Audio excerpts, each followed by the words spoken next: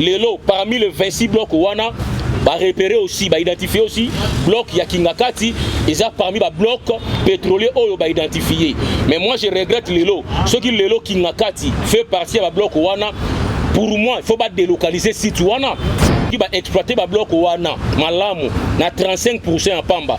Le Congo aura gagné 300 milliards de dollars bande konanga. Le Congo n'appartient pas à une famille. Le Congo n'appartient pas à un individu. Si un individu va prendre tous ces sites-là, bloc wana nyonso, ayebisangai musala ya gouvernement kozala nini? Va délocaliser site wana ya Kingakati pour exploiter ces blocs au profit du peuple congolais. Parce que le pétrole est assis à Kingakati wana. Et cette site wana n'appartient pas à un individu. Ça appartient au peuple congolais. Parce que selon la loi Bakandeja et le loi clair, les sols et les sous-sols appartiennent au peuple congolais. Comme hier à Tonga qui lui collait à bloc wana, lui le Messie Kabila, il ne faut pas délocaliser maintenant ces sites-là au profit du peuple congolais. L'autre on a payé le col à Nigeria. Sur l'économie à Nigeria, ezali kolo makasi ya Angola, en tout cas ezali grâce à exploitation de pétrole ya mboka na bango. Mbote na balandi nyonso ba mesana kolanda biso à travers magazine na biso Yoka Base.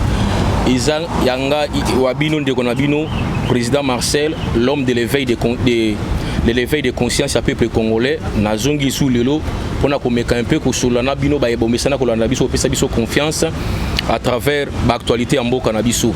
Et le toyeli bino na sommaire na biso to le makambo ya Jean-Marc Kabund to le makambo ya site pétrolier to le makambo ya Frank Diongo ba déclaration Frank Diongo na ya mwana mboka Denis Mukwege par rapport à situation ya est ya mboka na biso to le makambo ya ba imboka o ba tumboki kuna na kati ya partie est na biso o ba zo réclamer départ ya MONUSCO. Sans plus tarder to ko banda directement ko lobela makambo na Italie au sommaire na utoloba awa makambo ya Jean-Marc Kabundi.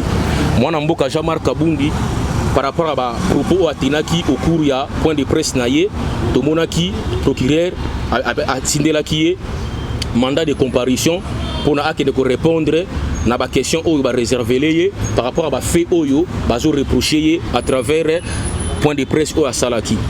D'entrée de jeu na koloba lelo Jean-Marc Kabundi o to kanisa yi kazali un politicien a oumeli pembeni ya mwana mboka Etienne Tshisekedi le fait docteur Etienne Tshisekedi qui a assimilé qui en matière ya politique malamu lelo alakisi vraiment qui azali immature politique a étalé vraiment immaturité naïe à la place publique que il n'est pas un homme d'état. Mais moi je me demande lelo lui qui prétend être aujourd'hui opposant Nalanda qui a lobby qui en 2023 il sera candidat. Mais moi je pense que peuple congolais a sa sous-député pour voter un Moutuloko la Jean-Marc Kabundi comme chef de l'État par rapport à l'immaturité oyo américain ko italien na place publique. Yango na osenga peuple congolais bayeba nani o ba ko voter na ba politicien congolais o ba ko senga bango électorat. Lelo oyo photo yeba même si tu es opposant, il faut ko yeba ko respecter mokonzi ya mboka. Le chef de l'État c'est une institution. Donc les politiciens n'abissent pas kanisaka si tu es opposant, si tu es homme politique, même si on commettre un fait infractionnel, bah poursuivre. Or non, tout le monde a allé redevable devant la justice nabiso. Même lui le chef de l'État, les gens qui commettre une infraction, à un juge naturel naie, la cour constitutionnelle, bah poursuivre une infraction telle qu'il y a haute trahison. Mais les autres moi Namboka, Jean-Marc Kabound, a interpellé la justice par rapport à propos naie, certains Congolais, bah lobby qui s'allie acharnement non peuple congolais. Manipuler bino. Lelo o namboka na biso, nous avons la justice. Tout ça la séparation en pouvoir. Lorsque les juges na biso OMP Nabiso, ils sont là pour rechercher les infractions. Lorsque Kabundi avait tenu point de presse naie, monaki qui na kati ba propos naie, il y avait des faits infractionnels au ba reprocher. Voilà pourquoi batindela qui est mandat de comparution a qui ne répondre na nini na mandat wana. Lobby déjà qui première audience, mais to monaki malheureusement moi na mboka Jean-Marc Kabound a mobilisé qui moi base naie, basema qui moi désordre na niveau ya palais de la justice. Chose o isa mala muté. Toyeba question qui justice nabiso et convoqué yo zala citoyen congolais qui ne ko répondre en bonne forme ça ne sert à rien qu'on manipuler certains congolais au bazar derrière yo. L'obé c'est là qui première audience et c'est là qui a identification il y a moi Mboka Jean-Marc Kabound. La deuxième audience est prévue pour ce mardi. Alors toujours causer là tout landa dossier on a de près si na aboutissement na yango ce qui moi Mboka Jean-Marc Kabound azali fait au bazo reproché zali établi. En tout cas, moi n'amboka place naie que na prison centrale à Makala.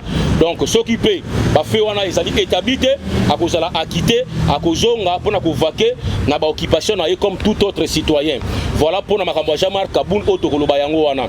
Na o etali maintenant ba site pétrolier automona qui déjà liobi basala ki lancement ya ba appel d'offres oyo senga ba soumissionnaire baya pona ko pèse kotika ba appel d'offres na bango pona ko exploiter ba bloc pétrolier oyo ba expert ya hydrocarbures ba mona ki ko identifier au total 26 blocs pétroliers yango to ekoloba lelo oyo to mona ki ke Congo to mesana koloba ke le Congo c'est un pays riche. Malheureusement, on dit Congo potentiellement riche.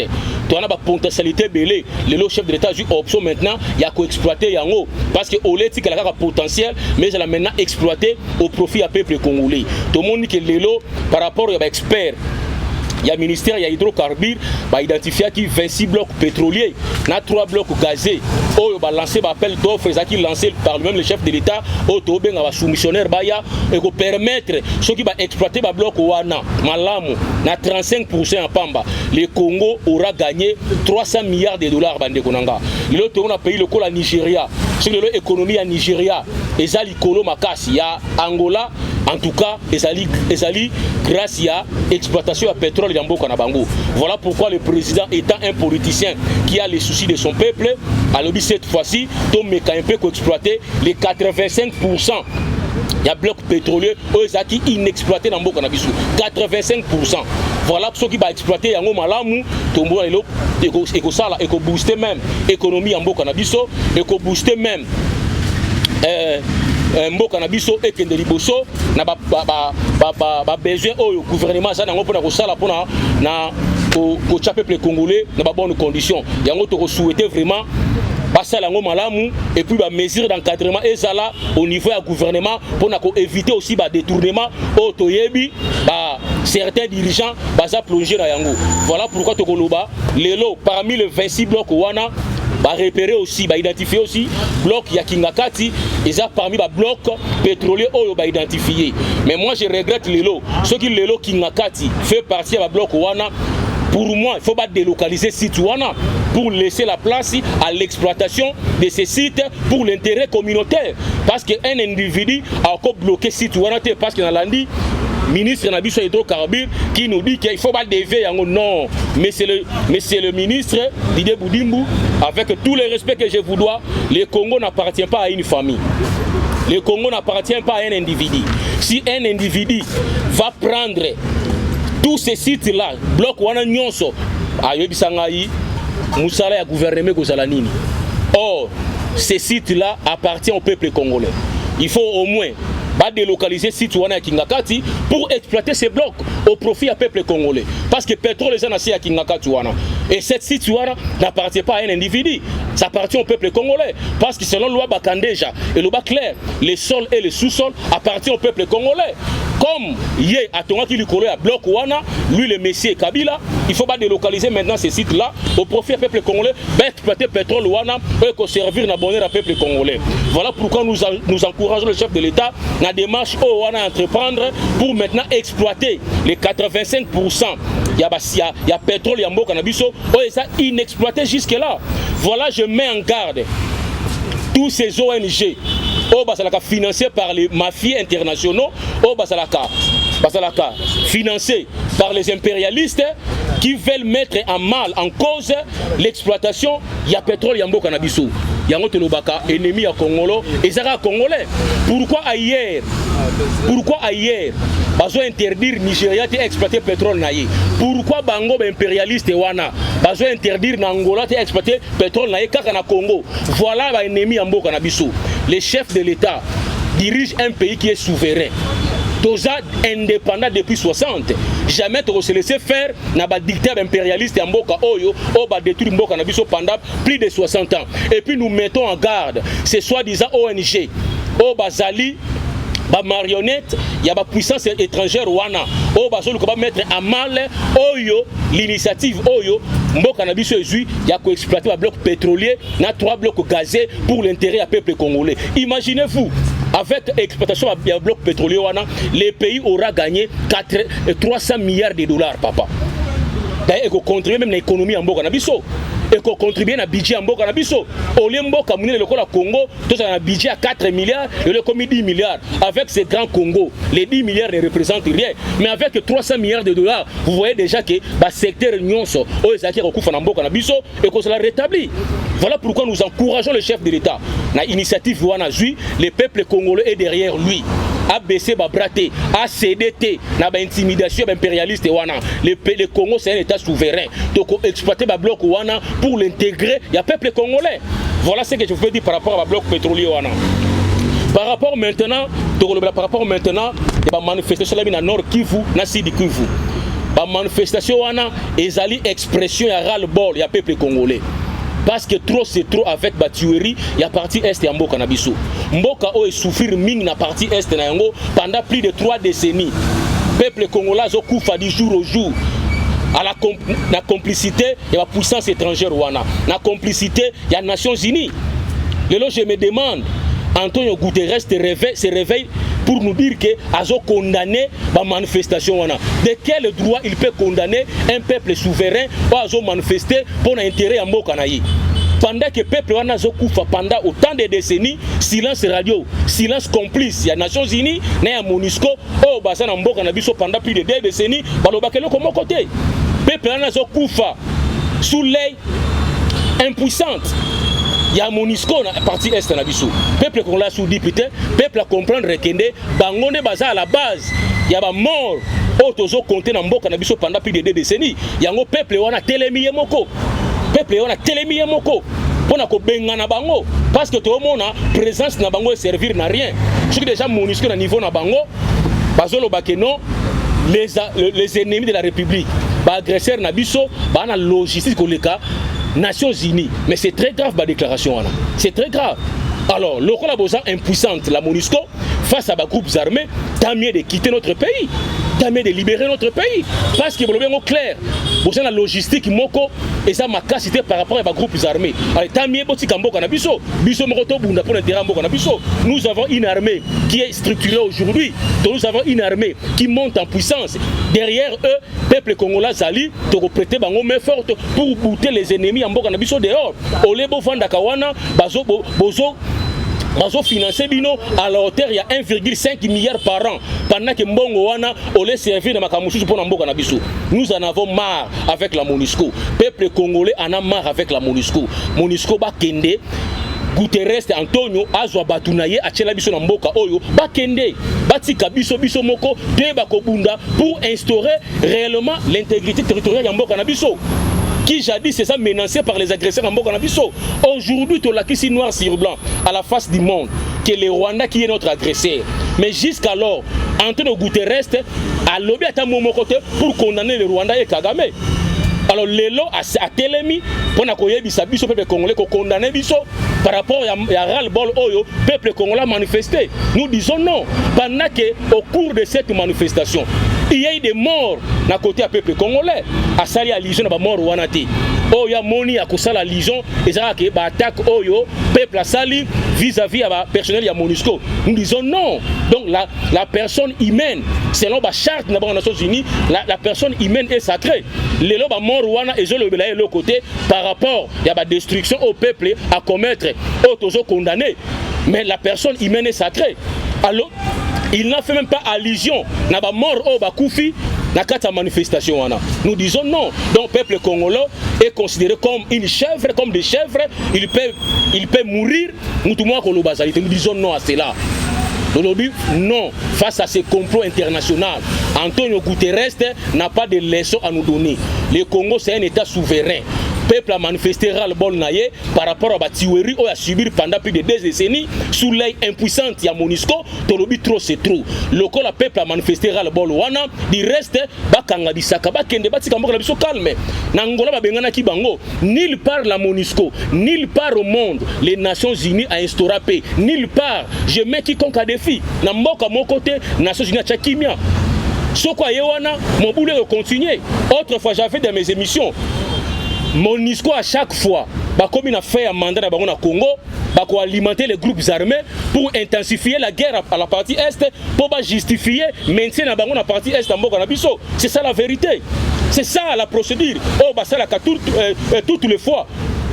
À chaque fois, comme il a fait un mandat dans Bango, pour activer encore les groupes armés pour qu'ils maintenir présence dans la partie Est en Boka Nabiso. Qui dit reste et servir les remonter dans Boka Nabiso. Nous en avons marre avec la MONUSCO. Nous en avons marre avec les Nations Unies. Oh, Basali complice dans la situation où Congo et vivre pendant que Congo a ratifié instruments juridiques internationaux. Congo a ratifié Yango. Congo il fait partie, il y a sa partie prenante dans les Nations Unies. Mais comment est-ce que l'un de vos membres est agressé? Nous disons non. Nous en avons marre cette fois-ci. Que la MONUSCO, que le gouvernement congolais, l'autorité Nabiso, va traduire l'expression du peuple congolais auprès des Nations Unies que Toboyi Bango, Toboyi Bakende, va libérer Mboka Nabiso. Ils sont venus ici pour commettre des abus sexuels avec nos femmes dans la partie Est. Tomona yango. En 2015, Tomona. Comment dans le véhicule na bango cacher, dissimuler, minérer mboka na biso. C'est ça musala ba ko sala na partie Est yango wana. Voler nos minéraux, ko sala ba abus sexuels à nos femmes. Nous disons non, nous en avons assez. Ba kende, ba libérer mboka na biso, toboyi MONUSCO. Alors, par rapport à maintenant par rapport à la déclaration à Franck Diongo dans mon mboka docteur Denis Mukwege. Naza un peu désolé koyoka Denis Mukwege auto pesaka beaucoup on a beaucoup d'estime vis-à-vis de lui na considération nzoka azalaka na sous-traité par les Européens. Je suis désolé parce que si Denis Mukwege lui aussi étant congolais de père et de mère azo fustigé pardon vous dire action on a peuple congolais sali à l'endroit de la MONUSCO azo condamné yango ça condamné la MONUSCO par rapport à la mort oh ba congolais ba koufi. Je suis désolé monsieur le docteur Denis Mukwege. Et là qui combien maintenant aux alliés sous-traités par les Européens. Et là qui combien aux alliés ennemis en moka oyo. Donc ils sont préoccupés yo les alliés d'intérêt dans le financement aux Ouaka auprès des Européens. Donc la vie des peuples congolais ils sont préoccupés au thé. Je suis vraiment désolé. Denis Mukwege yeba yango toyebi déjà que ces Européens bazolinga va préparer comme candidat aux élections. Malheureusement, je vous dis déjà d'entrée d'âge, en tout cas, il y a que le peuple congolais sous député. Tu ne seras jamais élu comme président dans ces pays.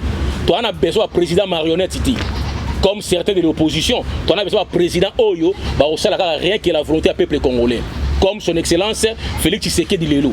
Lelo besoin combattre parce que vos maîtres parce que vos maîtres européens voilà maintenant dans le même bloc pour combattre Félix Tshisekedi qui reste travail pour l'intérêt du peuple congolais. Denis Mukwege, tu n'es pas digne d'être président de Mboka Oyo. Je suis désolé. Vous allez sous-traiter par les Européens. Voilà pourquoi vous aurez un financement dans Bango. Voilà pourquoi vous accompagnez Kayo. Voilà pourquoi tu es sécurisé par la MONUSCO. Parce que le peuple Oyo a Koufi, Oyo Moni, nous compatissons avec nos peuples, paix à leurs âmes, peuple congolais a Koufi, na kata manifestation et salamaki, na partie Est en Mboka Nabiso. Denis Mukwege a télémi pour condamner manifestation Yaba Congolais. Je suis désolé. Et puis je reviens encore pour dire à M. Franck Diongo. Franck Diongo n'a pas de leçons à nous donner. Franck Diongo d'abord c'est un politicien immature, un ménopausé politique, qui est en retraite.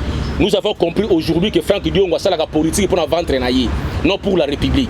Avant il a bande de touche pendant beaucoup d'années, il a prison à Bimi, Nzalebeti maintenant à Keko Senga à travers le collaborateur chef de l'État, il a posté Mouassala, chef de l'État à soi qui en compte pendant qu'il va vendre comment caser quelque part.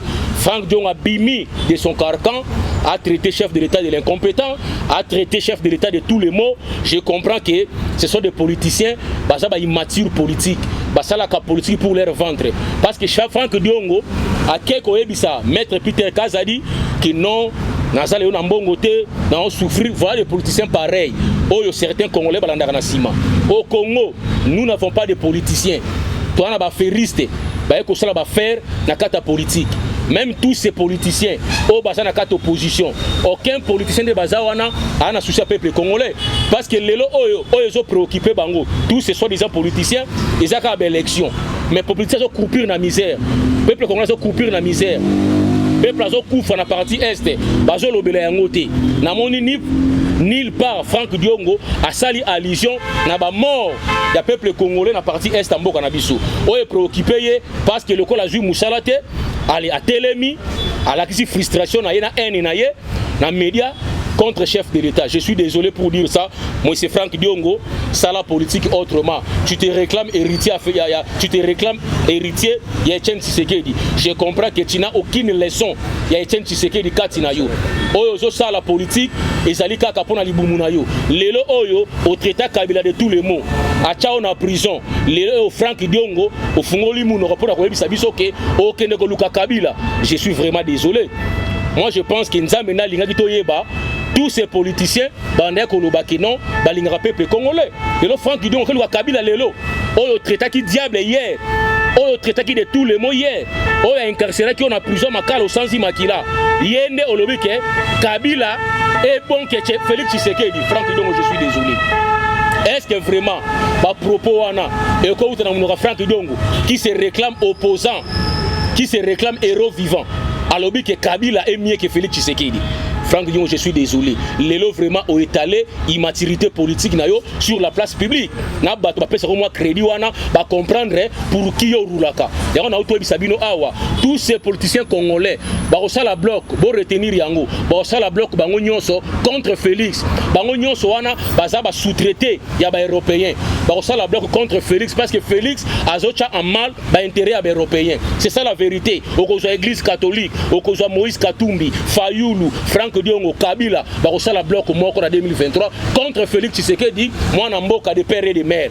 Les Européens ont compris que bazaka na besoin de préserver marionnette, oh ba ko manipuler. Voilà ces marionnettes, la bloc moko pour défendre ba intérêt ba mettre na bango européen. Parce que Tshisekedi a boy ko compromettre, a boy ko céder ba intérêt à mboka au profit impérialiste, yango wana bazo combattre yi. Maintenant, parce que pour combattre quelqu'un, il faudra qu'on luka maintenant. Voilà pourquoi bah mettre na bango à penser les Européens bah sengi bango bah se mettre bloc moko. Vous vous souviendrez autrefois Kabila na Moïse bah bengana bah Jida mais bah kutana bah Sorola. Kabila qui avait traité Moïse de Jida mais bah kutana. Tout ça pour comprendre que ça volonté na bango te. Les bien-aimés. Et ça volonté na bango te. Et ça volonté va mettre na bango. Bah nous devons faire face à ces messieurs ou à mettre intérêt na biso à mal. Félix Tshisekedi. Lelo Franck Diongo qui avait traité Kabila de diable hier. Franck Diongo à lobby à Luka Kabila basa la bloc. Allez-y comprendre. Mais Congolais ça sous député. Congolais pour comprendre Batouana auto la qui sabino lelo basa ba ennemi na bino. Basa à la base à malheur na bino. Batouana basa la bloc. Basali bazo travailler pour l'intérêt impérialiste ba européen au balingi bango ba sangana ba combattre moi na mboka Félix Tshisekedi ou azo défendre l'intérêt en mboka na biso. Le auto mo na mboka oyo ba dirigeant mboka oyo nulle part dans les concerts des nations ba défendre l'intérêt à Congo nulle part. Mais tout le monde avec Tshisekedi lelo na niveau à conseil de sécurité comment azo défendre l'intérêt à Congo.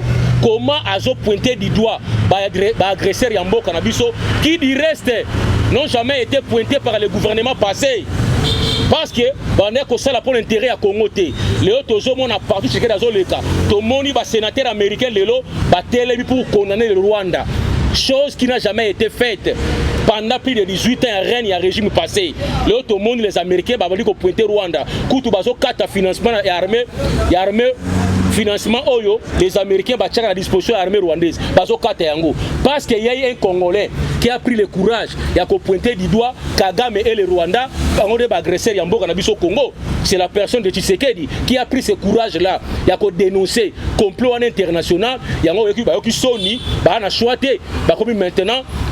Bandimi les Américains, bandimi, va sanctionner Rwanda. D'ailleurs, un sénateur américain a Kinshasa awa toujours pour Makambouana parce que Tshisekedi a démontré à la face du monde que le Congo est agressé, chose que les Nations Unies, Conseil de sécurité banaya kondimaté, lelo oyo ba démontrer yango noir sur blanc que c'est le Rwanda et Kagame qui sont à la base de l'agression na Katamboka na biso. Voilà lelo to ba peuple congolais totalement.